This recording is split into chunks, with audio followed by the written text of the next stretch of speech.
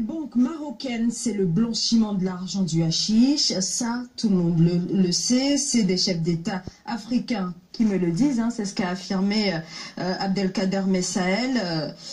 Daouda, qu'est-ce que ces propos dénotent? Est-ce que c'est une communication non maîtrisée pour celui qui représente tout de même la diplomatie algérienne?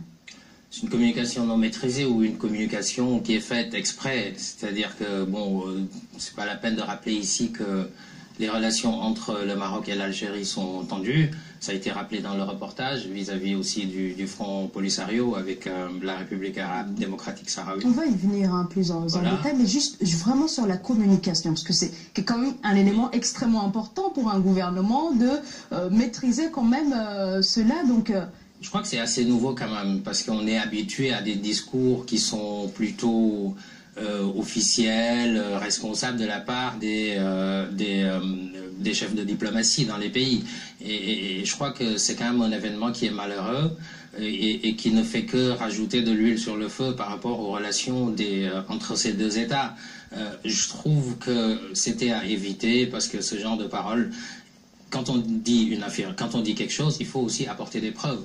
Et là, pour le coup, le ministre des Affaires étrangères algérien, Abdelkader Messaël, ne brandit pas des preuves. Donc, pour l'instant, on ne peut que considérer cela comme étant une affirmation jusqu'à preuve du contraire qui demeure gratuite, une pierre jetée dans la diplomatie marocaine vis-à-vis de ses partenaires africains. Mais bon, j'espère que, mis à part le rappel de l'ambassadeur du Maroc en Algérie, j'espère que les deux pays arriveront quand même, parce que les enjeux qui les lient autour du Maghreb et aussi au sein d'autres institutions internationales que partagent ces deux pays, je pense que ces données, ces paramètres permettront peut-être de lisser un peu plus les relations pour essayer d'oublier ça, mais c'est malheureux.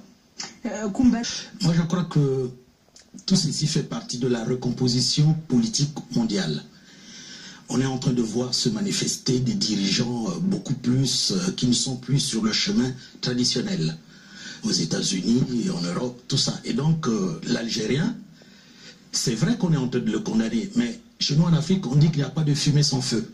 Et si le monsieur pourra produire dans les temps qui viennent des preuves, quitte maintenant aux Marocains et aux Algériens de savoir qu'est-ce qu'il faudra en faire. Mais sinon, moi, je pense que pour la communication, lui, il a pensé qu'il fallait les dire comme ça. Quelqu'un qui vient, qui dit, et surtout qu'il affirme qu'il y a des chefs d'État qui le lui ont dit, c'est qu'il y a un problème qui est en souterrain, en train de se développer. Moi, je trouve que c'est juste, c'est la liberté, l'homme doit s'exprimer. Et s'il a des preuves, qu'est-ce qu'on en dira? Donc, le futur nous dira ce qui se passe.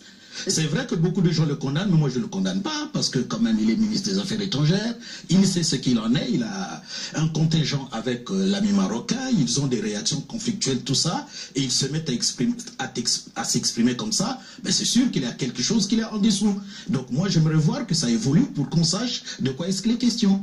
Daouda Tall, comme le dit Gaston Maungou, il n'y a pas de fumée sans feu. Est-ce que vous partagez cet avis? Bon, moi, je veux parler sur la base de preuves. S'il y avait des preuves, bien entendu, je condamnerais ces pratiques de la part du Maroc. Si c'était avéré. Les preuves, on les présente après le discours, forcément. Non, moi, je pense quand même que quand on accuse, quand on fait des accusations de cette nature, surtout citer également des pays, des chefs d'État africains, l'affaire va quand même prendre de l'ampleur. Il le sait, et c'est pour cela qu'il a présenté cette activité-là. Donc il faudra qu'on voie dans les jours qui viennent qu'est-ce que ça va produire. Parce que finalement, il y aura une suite. Donc attendons-nous à la suite. Sinon aujourd'hui, les leaders d'opinion sont en train déjà de fustiger pourquoi il a dit cela. Moi le problème c'est que il l'a dit, c'est qu'il y a quelque chose. Autant mieux qu'ils en parlent. Mon rôle n'est pas forcément de condamner. Je condamne personne. Mais ce que je veux juste dire en tant qu'observateur, forcément, on ne peut que parler sur la base de preuves. Aujourd'hui, on sait qu'il y a des soubassements. Il y a quand même un conflit qui est là entre le Maroc et l'Algérie. Les frontières sont fermées depuis 1994. Il y a une influence qui se joue là, qui ne dit pas son nom vis-à-vis de la position marocaine sur l'Afrique, sa réintégration de l'Union africaine, sa prochaine intégration de la CEDEAO. Quand le chef de la diplomatie algérienne cite des chefs d'État africains dans ce contexte, je pense que ça mérite d'être clarifié avec des preuves. Combat Dioukane. Alors, je pense que là, nous sommes en train de parler de la forme. Condamner des propos malheureux, bien sûr, mais allons jusqu'au fond des choses. Aujourd'hui, ce n'est pas à nous, franchement, observateurs, de condamner le Maroc ou bien de condamner l'Algérie. Je pense plutôt aux populations. Parce que lorsqu'on est un responsable politique, on se doit de protéger ces populations. Les Marocains, comme les Algériens, subissent une situation tellement difficile depuis des années à cause du Sahara occidental. Je pense que ce ne sont pas aux responsables marocains ni algériens d'attiser encore le feu. Il faut penser aux populations. Donc même s'il y a aujourd'hui une accusation quelconque à porter dans un sens ou dans un autre, à un moment, le responsable politique doit prendre ses dispositions, doit se dire que ma parole, elle pèse, et ce n'est pas à ce moment-là qu'il faut que je sorte des mots malheureux. Donc pensons aux populations, parce que protéger une population, c'est la protéger du point de vue économique, du point de vue social, mais aussi du point de vue sécuritaire. Et dire des mots malheureux comme ça peuvent entraîner des situations compliquées, des situations de conflit dont l'Afrique n'a pas besoin aujourd'hui. Alors, le Maroc a qualifié ses propos d'un niveau d'irresponsabilité sans précédent dans l'histoire des relations bilatérales. On sait que, vous l'avez dit tout à l'heure, Daouda Tall, on sait que les deux États entretiennent des relations extrêmement difficiles. La frontière algéro-marocaine est fermée depuis 1994. Est-ce que ce regain de tension, Daouda, pourrait compliquer la reprise des pourparlers qui sont prévus pour bientôt?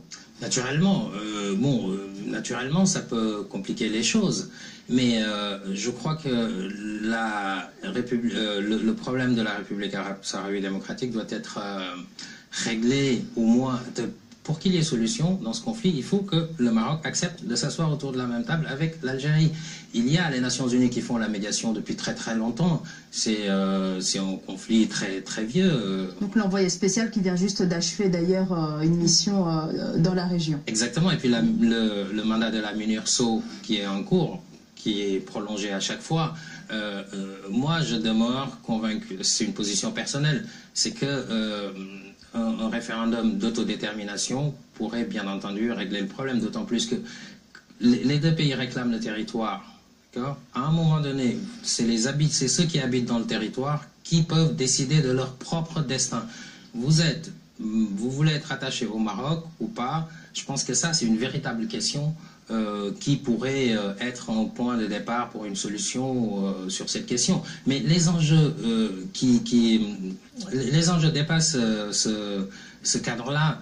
Tout à l'heure, j'ai parlé de l'intégration du Maroc à l'Union africaine, la CEDEAO. Vous savez, au sommet en juin dernier à Monrovia, l'accord de principe a été donné au niveau de la CEDEAO pour que le Maroc puisse intégrer, et je crois que ça va être confirmé en décembre, apparemment, au Togo. Et je crois que tout ça irrite un peu quand même l'Algérie, il faut le dire. C'est certain. Rappelons également que l'Algérie joue un rôle majeur, et ça, il faut le saluer de la part de l'Algérie, au niveau de la résolution du conflit au Mali, par exemple. Là, l'Algérie est un poids de taille, est un acteur de taille. Et le Mali fait partie de la CEDEAO. C'est-à-dire que si le Maroc intègre la CEDEAO, il va y retrouver le Mali également. Qu'est-ce que ça va donner? Est-ce que l'Algérie va se faire voler la vedette par le Maroc en fonction sur ce conflit au Mali, etc. Il y a plusieurs questions. Pour moi, la solution entre ces deux pays, on verra peut-être à l'horizon, mais pour moi, c'est pas demain à la veille. Gaston Mangou. Oui, moi je pense que cette incidence diplomatique peut augurer des bonnes choses. Parce que cette affaire du Polisario, c'est l'Algérie qui soutient l'indépendance des autres. Et donc, Beaucoup de personnes, beaucoup de leaders d'opinion sont en train de penser que l'Algérie va se fragiliser avec le général qui perdure au pouvoir. Et donc, comme ils savent qu'ils ne peuvent plus avoir une aura sur l'Afrique, il faut chercher des voies et moyens pour peut-être qu'on les réunisse, qu'ils règlent la question du Front Polisario. Parce que vous savez, l'indépendance, c'est bon, nous tous nous sommes d'accord. Mais moi, je pense qu'en toute chose, malheur est bon. En tout cas, vous savez, si par exemple cette affaire est vraie en souterrain, cela viendra à la surface. Et quand ça viendra à la surface, il y aura quand même des commissions qui seront établies pour régler la question. Donc, nous pensons qu'il y a quelque chose qui est en train de se bouillonner quelque part, et donc il faudrait que les gens s'expriment. Parce que tant qu'on ne s'exprime pas, les volontés ne sont pas mieux mises en exergue. Qu'ils parlent comme ça, mais qu'on trouve la solution. Et la solution ne peut pas venir s'il n'y a pas de difficultés comme ça. Donc c'est pour cela que je pense qu'en toute chose, malheur est bon. Franchement, c'est comme ça, moi, que je vois que les choses peuvent se régler. On va marquer une courte pause et on va continuer de...